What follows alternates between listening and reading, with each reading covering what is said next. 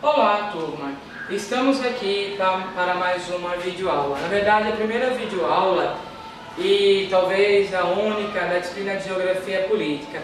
É um prazer estar com vocês, é um prazer estudar a disciplina de Geografia Política, que a troca de informações vai favorecer a produção de conhecimento, mas como nós temos poucos minutos, vamos diretamente falar acerca do segundo capítulo da nossa disciplina, que vai abordar elementos como a organização do Estado, elementos como os estados e fronteiras de mobilidade. Então vamos falar sobre os elementos que fazem parte do segundo capítulo, tá?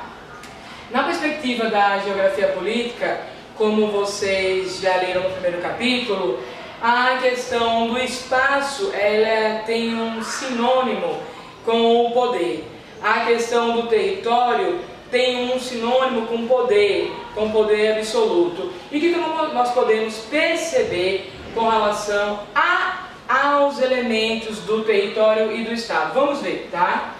Aí nós temos, na perspectiva da política nacional dos Estados, elementos que vão da organização territorial, das políticas dos estados, da forma de governo, das fronteiras políticas, da mobilidade urbana e dos processos hoje conhecidos como processos de desterritorialização. Vamos começar falando da organização territorial, tá? Depois vamos falar sobre outros elementos. Com relação à organização territorial, na perspectiva da organização do território brasileiro, primeiro, eu quero enfatizar para vocês que a nossa disciplina ela tem uma abordagem em escala global, mas como nós vamos trabalhar, tá, com relação a alguns elementos das fronteiras do Estado brasileiro, eu estou direcionando o nosso conteúdo da nossa videoaula para o nosso território. Então, falando sobre a organização territorial do Estado brasileiro, nós devemos ter como ponto de partida o processo de colonização. Esse processo que todo mundo já sabe que ocorreu a partir do século XVI. Então, nesse processo de colonização, tá, nós vamos ter histórias geopolíticas, nós vamos ter histórias geoeconômicas e nós vamos ter histórias tecnológicas. Com relação ao processo de colonização, é interessante a gente recapitular alguns conteúdos que foram apresentados na época do ensino fundamental, na época da educação básica, que está relacionada às capitanias hereditárias. Vamos ver o que a gente percebe. Que o Estado brasileiro ele foi organizado através de 15 capitanias hereditárias. Nós sabemos que de 15 capitanias, 3 capitanias fadaram ao processo de declínio e 12 capitanias tiveram seu apogeu. E nesse processo do apogeu das capitanias, é interessante a gente destacar ciclos econômicos. O que nós vamos ter? O primeiro ciclo, o ciclo da cana-de-açúcar. Depois nós vamos ter o ciclo da mineração. Depois nós vamos ter o ciclo do café. Depois nós vamos ter o ciclo da indústria. E como nós podemos observar, na perspectiva hereditária, na perspectiva política, na perspectiva econômica e na perspectiva tecnológica, o Estado brasileiro ele já começa a apresentar outras divisões. O Estado brasileiro ele já começa a apresentar outras formas de organizar o seu espaço. Nós vamos ter, após a primeira organização territorial, a segunda organização territorial, que ocorreu ainda no século XVI, que levou em consideração os elementos naturais. Brasil do Norte, com sede em Salvador, primeira capital, e depois Brasil do Sul, com sede na segunda capital, depois, que é a capital do Rio de Janeiro. Tivemos uma outra organização, que já foi no século XVII, ficou conhecida como Estados do Grão-Pará, do Maranhão e o Estado do Brasil. E nós temos uma outra que foi extremamente interessante, porque você sai de 15, de duas divisões para 20 províncias. 1822, nós vamos ver daqui a pouco um mapa de 1824. Nessa outra organização você vai ter 20 unidades territoriais, todas elas com a mesma característica, características de sucessão hereditária, o que enfatiza o domínio, o que enfatiza o poder, o que enfatiza a concentração. E por último, aparece o Instituto Brasileiro de Geografia e Estatística com algumas divisões que já levam por base o critério científico, ok? Vamos ver, tá? Em 1824, nós temos a primeira Constituição. E o que a primeira Constituição diz com relação à organização territorial? Lembrando que a organização territorial é a organização do Estado. O Estado como um mecanismo, como um organismo vivo, com o seu processo burocrático, com o seu processo administrativo. É que o território, certo? Ele é subdividido, aquelas 20 províncias, de acordo com o bem do Estado, de acordo com o interesse do Estado. E esse Estado, ele é governado através de uma forma monárquica e hereditária, através de um elemento constitucional meramente representativo. Vamos ver essas descrições constitucionais na perspectiva cartográfica. Vamos dar uma olhadinha agora nesse mapa. Aqui estão as 20 províncias, tá? Você percebe que as proporções, as dimensões espaciais, elas enfatizam muito mais do que o elemento do quadro natural, do que o elemento econômico. Elas enfatizam a relação de poder, elas enfatizam a relação da propriedade privada, elas enfatizam as relações das famílias com a dinâmica política. Então, esse é o mapa que mostra as 20 províncias e nós vamos agora ver qual é a relação dessas 20 províncias na perspectiva de um outro elemento. Vamos lá dar uma olhadinha? Vamos ver o que aconteceu depois. Nós vamos ver que essas províncias, elas continuaram enfatizando a desigualdade, não só a desigualdade da divisão, não só a desigualdade econômica, mas especificamente a desigualdade social. Então, nós temos um elemento da organização do território e do Estado que tem por base o século XVI e que ainda apresenta requisitos no século XXI, ou seja, uma herança que vai se refletir hoje na dinâmica das fronteiras. Mas vamos entender isso passo a passo. Vamos ver qual é a relação dessa organização desigual com outros elementos. O que nós vamos ter agora, tá? Na perspectiva de análise, tá? Como o nosso tempo é curto, é necessário apresentar de uma forma mais direta, que eu lamento, por sinal. Mas vamos abordar alguns elementos que você vai ver na sua apostila, você vai ver em alguns artigos, tá? Que as relações entre Estado e território tiveram por base a estrutura do Brasil colonial. Essa organização sempre teve por base a expansão da propriedade privada. Essa propriedade privada tem por base jurídica a hereditariedade. Essa hereditariedade e essa propriedade privada e essa dimensão territorial, ela está diretamente associada com o poder das famílias. Poder hoje político.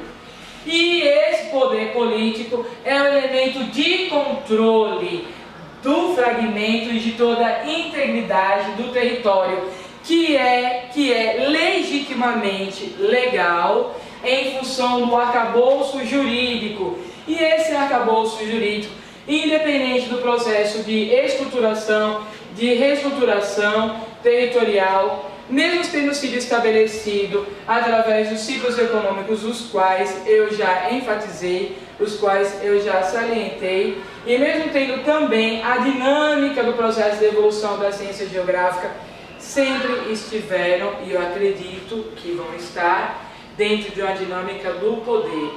Poder de Estado, poder de governo, poder de propriedade privada, poder de famílias, tá? Vamos analisar um outro elemento. Política dos Estados Nacionais. Nós temos dois autores. Temos Karl Marx e temos Max Weber. O que o primeiro diz? Resumindo, ele diz que o Estado é um mecanismo legítimo de violência. Ele é um mecanismo legítimo de violência representado por forças institucionais. Forças essas, os órgãos públicos, que têm como objetivo garantir a segurança, a prosperidade econômica, o ordenamento territorial, o estado de bem-estar social. E no período que ele escreveu, ele colocou especificamente as Forças Armadas, a polícia e os tribunais, tá? Já Karl Marx, resumidamente, ele foi mais direto. Ele resumiu enfatizando que o Estado é especificamente uma ferramenta de domínio, de controle da classe dominante. Vamos ver como essa ferramenta de domínio, de controle, essa ferramenta de violência legítima, como ela dispõe nos elementos da organização política dos Estados. Vamos dar uma olhadinha, tá? Preste bem atenção. Estado tem por base 3 elementos. O elemento político, o elemento administrativo e o elemento jurídico. O arcabouço constitucional, a gestão pública, certo? E o elemento ideológico e o elemento controlador, tá? De todos esses. Porque politicamente falando, você não só administra. Politicamente falando, você não vai ter mecanismo apenas de jurisprudência, você tem um mecanismo de controle, porque política é sinônimo de poder. E todos esses elementos, eles vão refletir diretamente na sociedade. Vamos ver, vamos dar uma olhadinha, tá? Lá na frente, formas de governo. Tá na apostila, de forma básica, monarquia, oligarquia, república.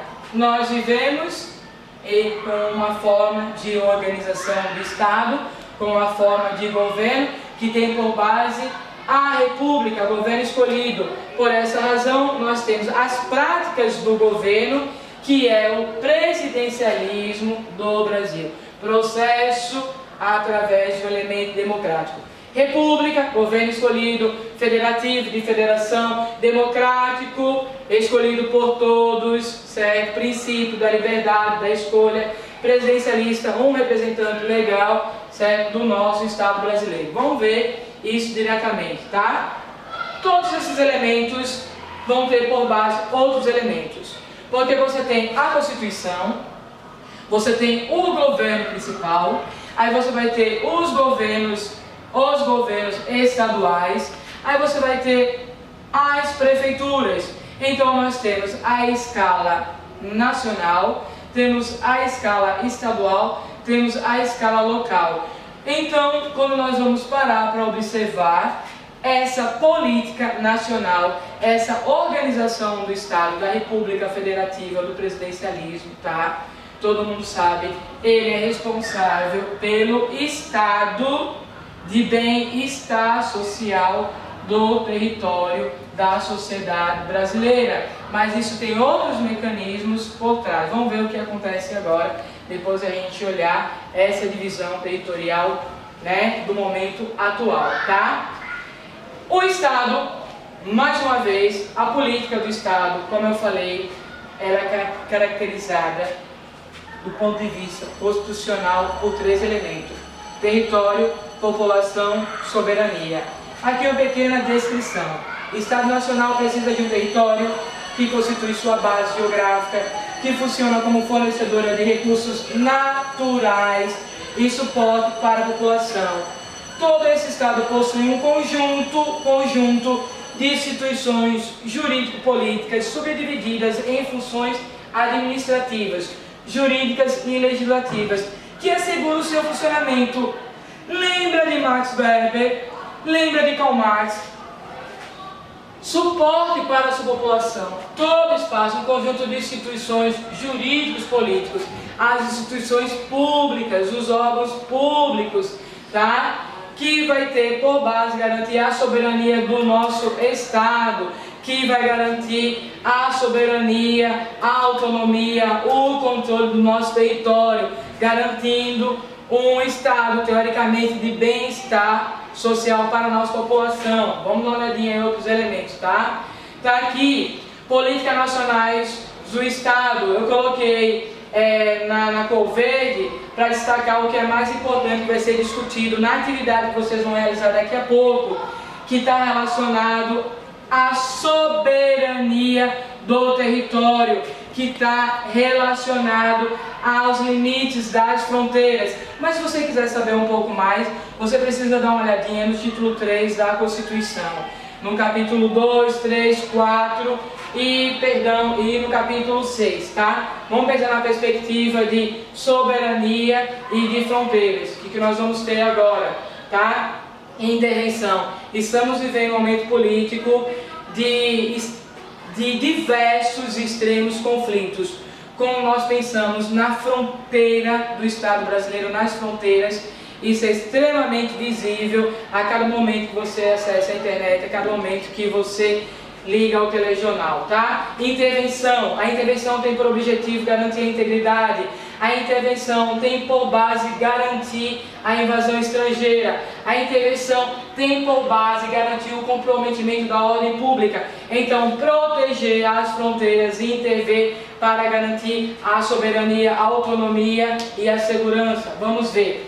Tá aí, eu quero que vocês leiam que mesmo existindo o elemento constitucional, todas as fronteiras políticas nacionais têm uma relação diretamente com os elementos unilaterais. O Estado brasileiro ele tem relação com outros estados. O Estado brasileiro tem relação com diversos órgãos internacionais. Esses órgãos, como a Organização das Nações Unidas, como a Organização do Tratado do Atlântico Norte, como outras organizações, como organizações não governamentais, tem como objetivo principal garantir, através da parceria, a segurança, a integridade das suas fronteiras. Será que está acontecendo? Por que não está acontecendo? Quais as razões de não acontecer? Como poderia acontecer? Vamos dar uma olhadinha aqui, tá?